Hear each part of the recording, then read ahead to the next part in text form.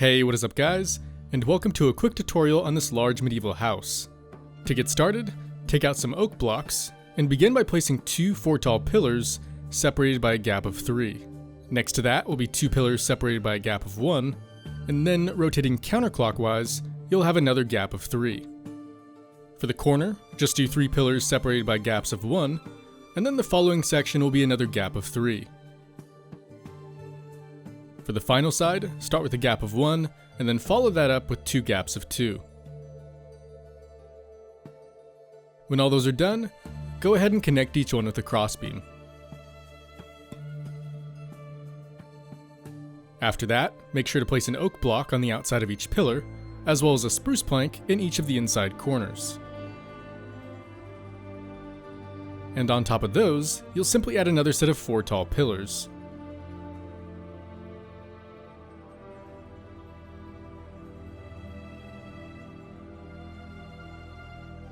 And just like the bottom, don't forget to connect all of them with a crossbeam.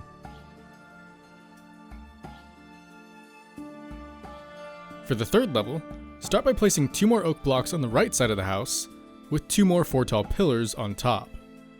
Then, do the same thing on the left, making sure that everything is parallel.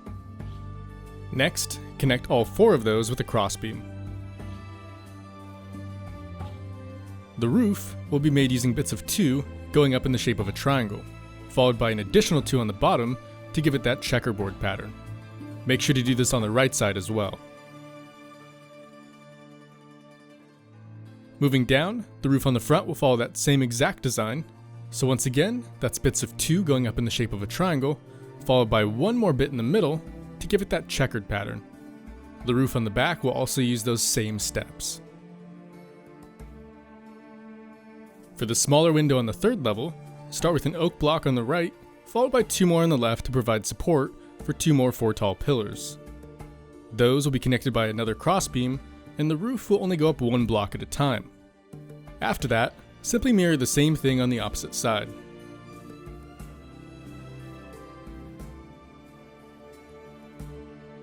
For the smallest window on the front, place 3 blocks in the shape of a triangle, and then do the same thing on the left. When that's done, head to the inside and connect the 2 leftmost pillars with a set of crossbeams. These will come in handy in a bit. Next, go ahead and add 5 more crossbeams connecting each plateau on the tallest roof. And then do the same thing on both of the larger roofs on the second floor.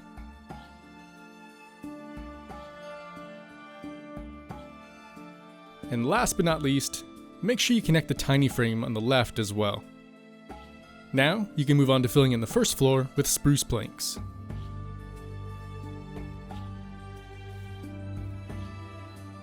Once those are in, fill in each of the gaps on the first level with cobblestone, making sure to leave at least 1 space open for a door. After that, feel free to fill in the second floor with more spruce planks. To prepare for the walls, place 2 upside-down spruce stairs separated by a slab in each of the 3 wide gaps. The 2 wide gaps will have 2 stairs, and the 1 wide gaps will each have a single slab. Then, make sure to place upside-down stairs in the corners of each of the 2 and 3 wide gaps. Those same gaps should also have a row of fences above the overhang on the bottom. And don't forget to do the same thing for the trio of 3 wide gaps on the top floor.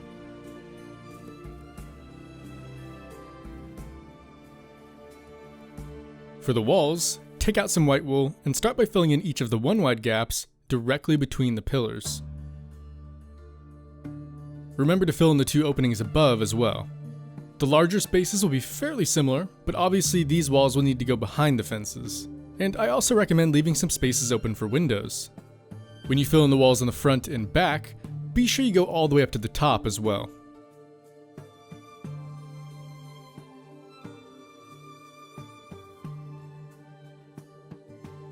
For the other 2, start by placing a row of spruce planks on top, and then the next section of the wall will be 1 block back. Once again, make sure to take these all the way up to the top.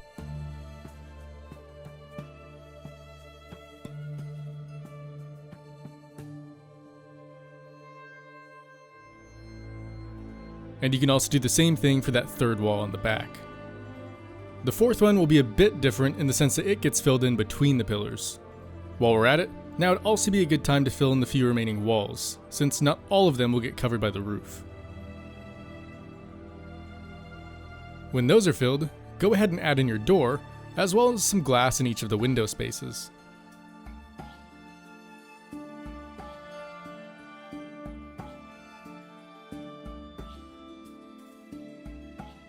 For the tallest roof, you're going to start by placing rows of oak planks above each of the lower plateaus, and these will all have an overhang on each side.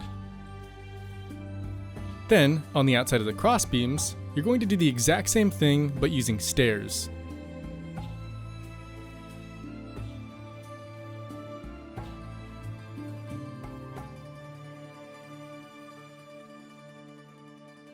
And then, make sure you add in some upside down stairs to smooth out the ends.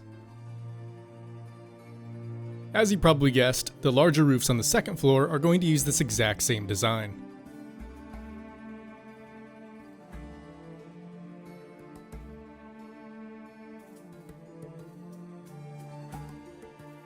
One thing to note here though is that you will need to use 2 planks instead of stairs whenever you have a section of the roof that intersects. Be aware that there should be 3 of these in total.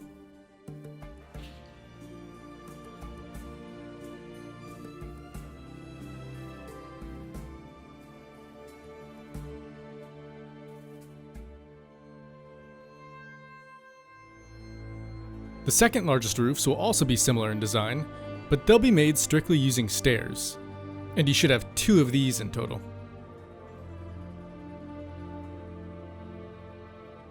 After that, the exact same rule applies for the 2 smallest roofs.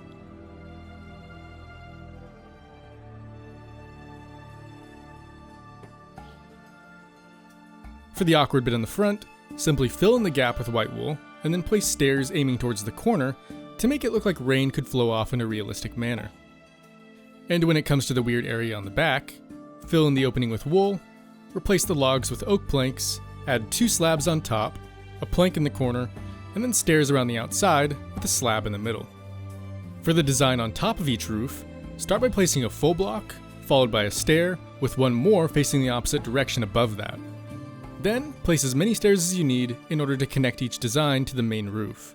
Personally, I like to have most of these stairs facing out, with the exception of the very last one.